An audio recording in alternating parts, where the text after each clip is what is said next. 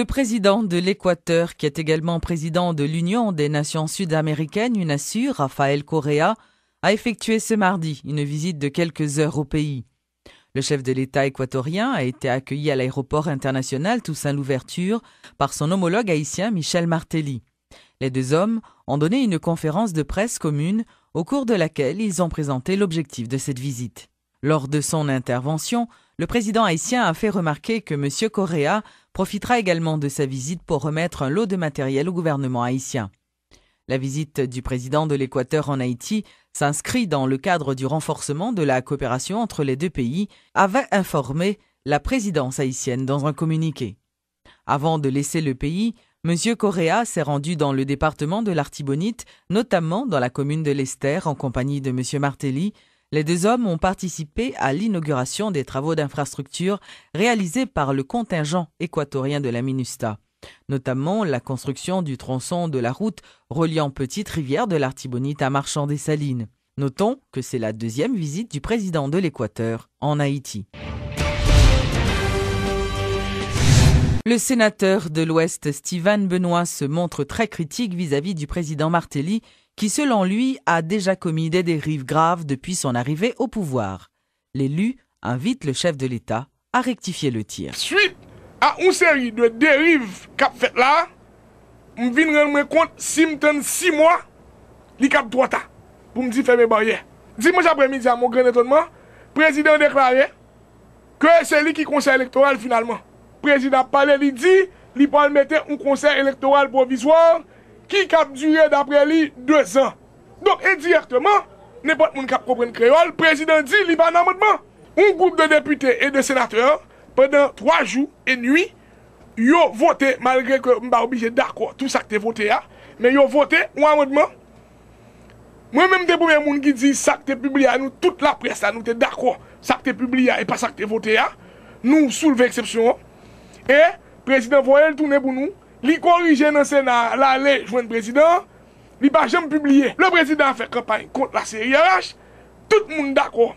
Ou bien, puis fort dans nous là, nous d'accord, CRH c'est ton véritable gagote. Il était qu'on est là, même le président qui te dit 4 millions de dollars gaspillés, qu'on est là, c'est éloge en vertu, en voilà pour CRH, et il a préparé pour lui demander une reconduction tacite pour CRH. Le président a annoncé qu'un conseil des ministres, un groupe ministre qui balie les pleins pouvoirs. Je dis, nous demandons minutes, nous demandons pour nous procès verbal ça, nous écrit depuis X, jusqu'à présent, rien pour qu'on vienne jouer nous dans le Sénat, pour nous connaître qui nos ministres qui te baillent les pleins pouvoirs. Parce que chaque ministre balé, je dis, c'est pas eux-mêmes. Je dis, un pile monde nommé, moi, tout le monde fait mes bouchons, la société n'a pas dit rien, alors que nous tous connaissons mon nom nommé. Le Sénat de la République réuni, ils ont voté devant la caméra, nous tous là, que il y a 18 membres de 18 dit moun qui éligible pour poste là. Président gen pour choisir 6. Eh bien, si dans 18 vous voyez bah il y a 4 qui pas bon, opinion est 4 là. Je dis moi pense que qu'on soit de magouille, qu'on soit de dérive qu'a fait là pour nous pas gagner le CSPJ, pour nous pas gagner le président de la Cour de cassation le 3 octobre qui date ouverture des travaux judiciaires. Le Sénat de la République pour une résolution qui demandait le départ de la ministère. Nous demandons un débat progressif. Nous demandons ordonné et progressif. Nous demandons pour le ministère demain matin. Il est très irresponsable. Mais nous demandons pour le ministère aller au plus tard le 15 octobre 2012. Nous trouvons la normale. Sénat fin vote un bagaille. Le président allait, c'est d'ailleurs son bail qui rend. Le président pour parler dans l'ONU pour sénateur député qui co-détenteur de souveraineté nationale, pas même pour ça, président pour dire au nom du peuple haïtien. Nous-mêmes nous faisons devoir, nous baillons des messages clairs. Nous disons, nous-mêmes, peuple là, à travers nous-mêmes, peuple là, dit, il pas le ministère encore. Le ministère fait trop de gagotte. Et minuit, jusqu'à ministère, trop de gagotte dans le pays, li-le pour moun sa yo aller, pour nous-mêmes, pour nous militaires pas nous. Nous ne pas de militaires crasés, nous n'avons pas de militaires pas nous. Parce que les militaires, ça yo, ils ont fait contre coup d'état dans le pays, ils étaient là. Je dis, pour que ça c'est pour venir dans le pays, là. Pour que ça ne pas réformer là, mais pas nous. Donc, je trouve anormal, le président a fait un discours dans l'ONU, il n'a pas même fait mention de résolution Sénat de la République là, qui co-détenteur de la souveraineté nationale l'a fait. Autre dérive. Le président a décidé de créer un fonds national d'éducation. Tout pays a dit, tout consultant dit, tout expert dit, pour gagner un bail comme ça, il faut que son loi, parce que constitution claire, c'est deux entités qui ont ramassé pour le pays, c'est la DGI et c'est l'AGD. Aucune date n'est retenue pour la séance de ratification du Premier ministre désigné au Sénat de la République. C'est ce qu'a annoncé le président du Grand Corps, Rodolphe Joisil, alors qu'il rencontrait une délégation du Club de Madrid. Je ne suis pas capable de dire rien sur ça parce que le dossier à l'étude au niveau de la commission spéciale et que nous te mettons sous pied. Donc moi-même, j'attends un rapport commission, que la commission a déposé rapport devant le bureau Sénat. Et une fois le rapport déposé, il faut assurer que chaque sénateur gagne un rapport ça 24 heures avant la séance. Donc, sous base ça, je ne sais pas dire exactement qui est dans la séance. Le parquet de Port-au-Prince a un nouveau chef. Il s'agit de Félix Léger, qui a fait remarquer que les dossiers sont acheminés au cabinet d'instruction pour les suites légales. Mais le nouveau commissaire du gouvernement promet de travailler autrement. Nous allons renforcer, bien sûr, et priorité. Après qu'on finisse développer des résolutions purement internes qui pourraient appliquer en d'un parquet pour nous capable de suite à tout dossier qui vient. Et pour cela, qui l'idée nous véhiculer? D'abord, nous supposons gagner de pôles de compétences en d'un parquet. Peut-être que nous avons des magistrats qui pourraient là pour tendre des dossiers correctionnels, des dossiers criminels et des infractions spéciales.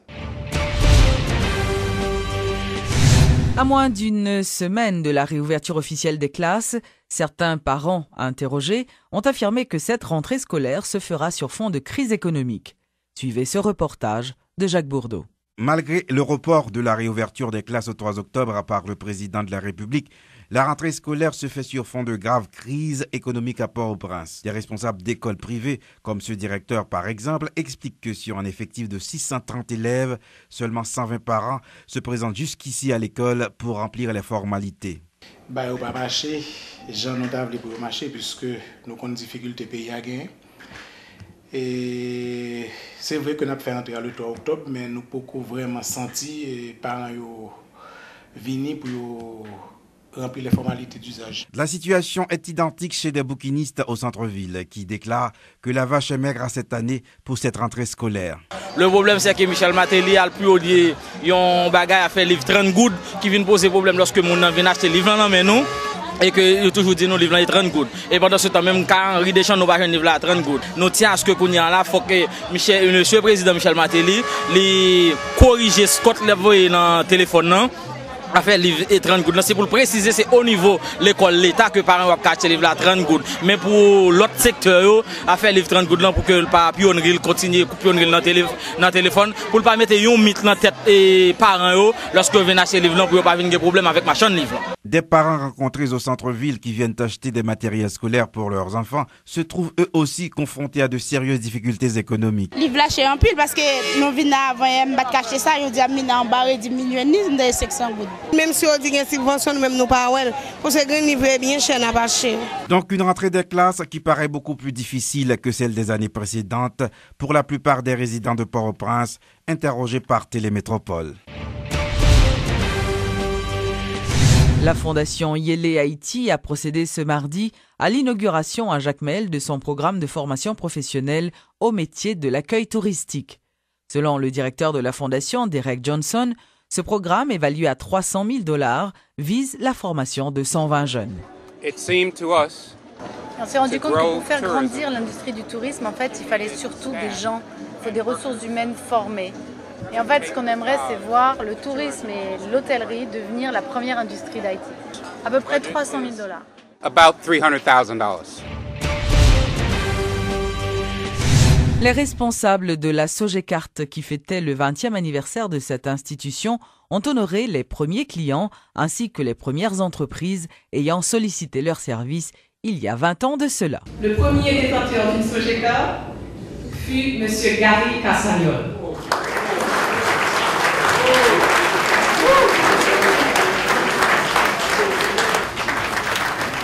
Et notre directeur général, M. Roland Guillaume.